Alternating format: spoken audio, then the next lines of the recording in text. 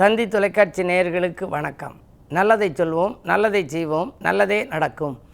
இன்று 5/6/2024 புதன்கிழமை கார்த்திகை நட்சத்திரம் இரவு 9:34 வரை, பிறகு ரோகிணி நட்சத்திரம். இன்றைக்கு கார்த்திகை. முருகப்பெருமானை வழிபட்டால் முன்னேற்றம் கிடைக்கும். குகனை வழிபட்டால் குறைகளெல்லாம் தீரும். கந்தப்பெருமானை சொந்த பெருமானாய் நினைத்து வழிபட்டால் வந்த துயரங்கள் வாயிலோடு நிற்கும். இன்றைக்கு நான் உங்களுக்கு சொல்ல இருக்கிற நல்ல கருத்து, மனிதன் சாதிக்காததை மாணிக்கம் சாதிக்கும் அப்படிங்கிறாங்க.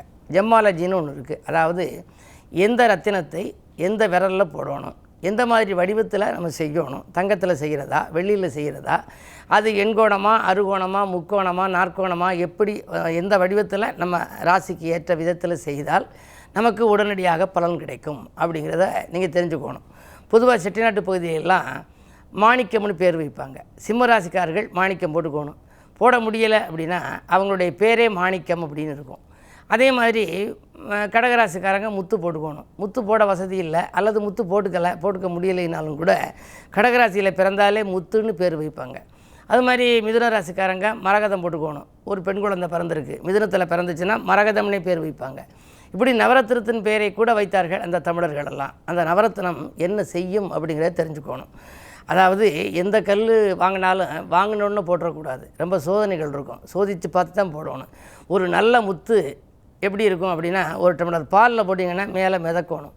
நீலக்கல்லெல்லாம் வச்சு பார்த்து போடணும். சில பேருக்கு நீலம் ஆபத்தை கொடுக்கும், சில பேருக்கு ரொம்ப யோகத்தை கொடுக்கும்.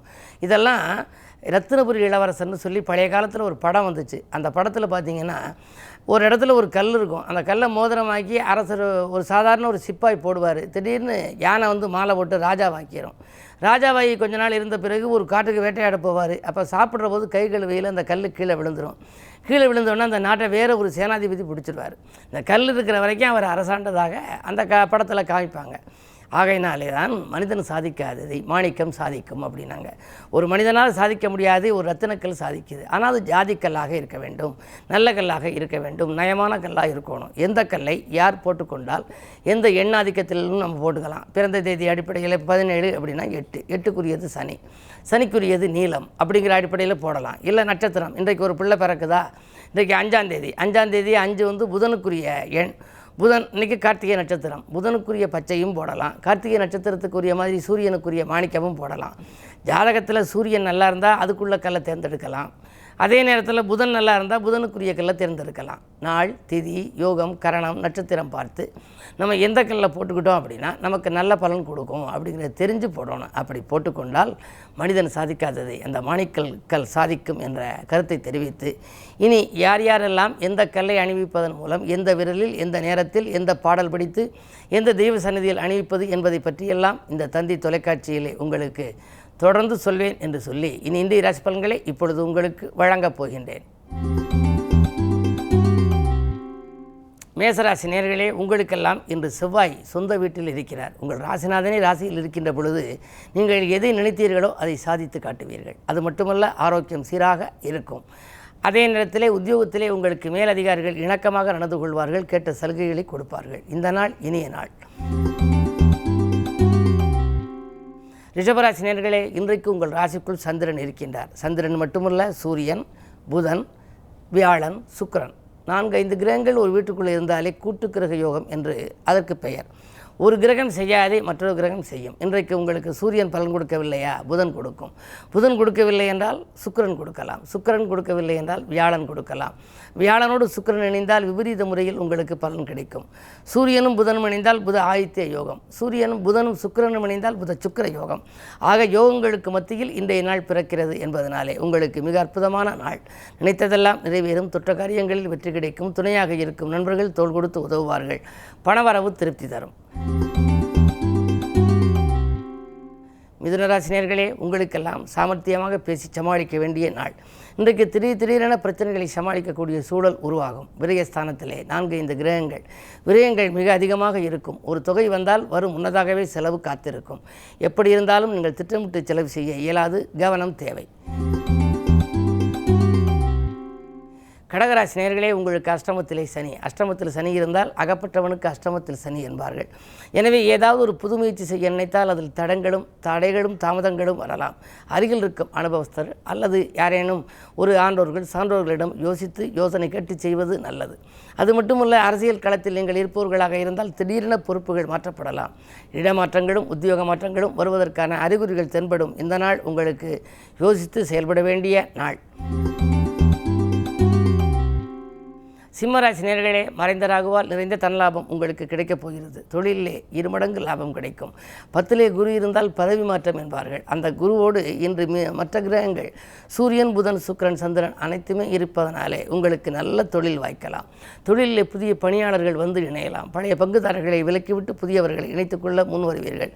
ஆக இன்றைக்கு பயணங்களாலும் உங்களுக்கு பலன் உண்டு. புதிய முயற்சிகளிலும் வெற்றி கிடைக்கும். இந்த நாள் நல்ல நாள். கன்னிராசி நேயர்களே, உங்களுக்கு ஜென்மத்தில் கேது. ஆன்மீக நாட்டம் அதிகரிக்கும். அதே நேரத்தில் உங்களுக்கு புகழ்பெற்ற ஆலயங்களுக்கு சென்று வழிபட்டு வர வேண்டும் என்று நினைப்பீர்கள். ஆனால் நினைத்தது நடக்குமா? 8லே செவ்வாய் இருக்கின்றார். நினைத்தது நிறைவேறுவது அரிது. ஆரோக்கிய தொல்லைகள் அதிகரிக்கும். எலும்பு நரம்பு சம்பந்தப்பட்ட பாதிப்புகள் ஏற்படலாம். என்ன இருந்தாலும் செவ்வாய்க்குரிய வழிபாடுகள், புதனுக்குரிய வழிபாடுகளை எல்லாம் மேற்கொள்ள வேண்டும்.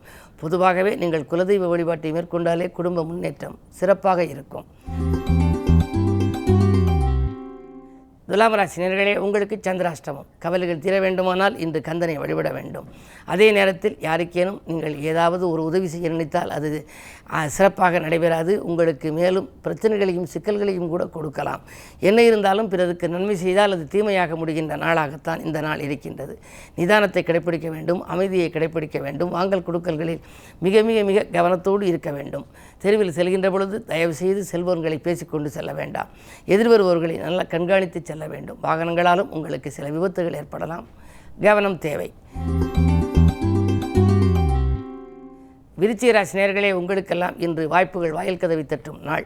வருங்கால நலங்கருதி நீங்கள் எடுத்த முயற்சிகளில் உங்களுக்கு வெற்றி கிடைக்கும். பொருளாதாரம் மிகச்சிறப்பாக இருக்கிறது. குறு பார்வை இருப்பதனாலே மங்கள ஓசை மனையில் கேட்கவில்லையே என்ற கவலை அகலும். தங்கு தடைகள் தானாக விலக வேண்டுமானால் குரு பார்க்க வேண்டும். அந்த குரு இன்று பார்க்கிறது.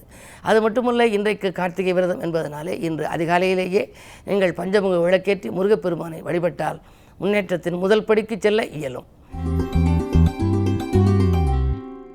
தனுசு ராசி நேயர்களே, உங்களுக்கு மிக மிக கவனம் தேவைப்படுகின்ற நேரம். மாற்று மருத்துவத்தால் உங்களுக்கு மனக்கலக்கம் அகலும். வீட்டு பிரச்சனைகள் கொஞ்சம் கொடிகட்டி பறக்கும். அருகில் உள்ளவர்களின் அனுசரிப்பு கொஞ்சம் குறையலாம். யாரிடமேனும் உத்தியோகத்தில் உள்ளவர்கள் உங்கள் பொறுப்புகளை ஒப்படைத்தால் அது நடைபெறாமல் போகலாம். எனவே கவனம் தேவை. மற்றவர்களை நம்பி எதுவும் செயல்பட இயலாத நாள் இந்த நாள். மகர ராசி நேயர்களே, உங்களுக்கெல்லாம் குரு பார்வை இருக்கின்றது. குரு பார்க்க கோடி நன்மை என்பதனாலே இன்றைக்கு நீங்கள் எந்த காரியத்தில் ஈடுபட்டாலும் அது சிறப்பாக நடைபெறும். உத்தியோகத்தில் கூட உங்களுக்கு மறுக்கப்பட்ட உரிமைகள் மீண்டும் உங்களுக்கு கிடைக்கும். உங்கள் கருத்துக்களை மேலதிகாரிகள் ஆமோதிப்பார்கள். இடம் வாங்க வேண்டும், வீடு வாங்க வேண்டும், கட்டியை விட்டு பழுது பார்க்க வேண்டும் என்றெல்லாம் நீங்கள் கனவு கண்டால் அது நடைபெறும் நாள் இந்த நாள். கும்பராசி நேயர்களே, உங்களுக்கு அன்பு நண்பர்களின் ஆதரவு கிடைக்கின்ற நாள். ராசியிலேயே சனி இருக்கின்றார். யோசிக்காது செய்த காரியங்களில் கூட வெற்றி கிடைக்கும். பொதுநலத்தில் நீங்கள் ஈடுபட்டிருந்தால் உங்களுக்கு புதிய பொறுப்புகள் வரலாம். அரசியல்வாதிகளின் அனுகூலமும் உங்களுக்கு உண்டு. இந்த நாள் யோக நாள். மீனராசி நேயர்களே, உங்களுக்கு ஜென்மத்தில் ராகுவை போல கொடுப்பானும் இல்லை என்பார்கள். இன்று அயல்நாட்டிலிருந்து வரக்கூடிய தகவல் ஆச்சரியம் தரும். உத்தியோகத்திலிருந்து நீங்கள் வேறு உத்தியோகத்திற்கு முயற்சி செய்திருந்தால் அது கைகூடலாம். அயல்நாட்டில் உள்ள நல்ல நிறுவனங்களில் பணிபுரிய அழைப்புகள் வரலாம். தனவரவு தாராளமாக இருக்கிறது. நீண்ட நாட்களாக எதிர்பார்த்த பூர்வீக சொத்து பிரச்சனைகள் இன்று அகலலாம். அதற்கான பஞ்சாயத்துக்கள் நல்ல முடிவுக்கு வரும். மேலும் விவரங்கள் அறிய தினத்தந்தி படியுங்கள்.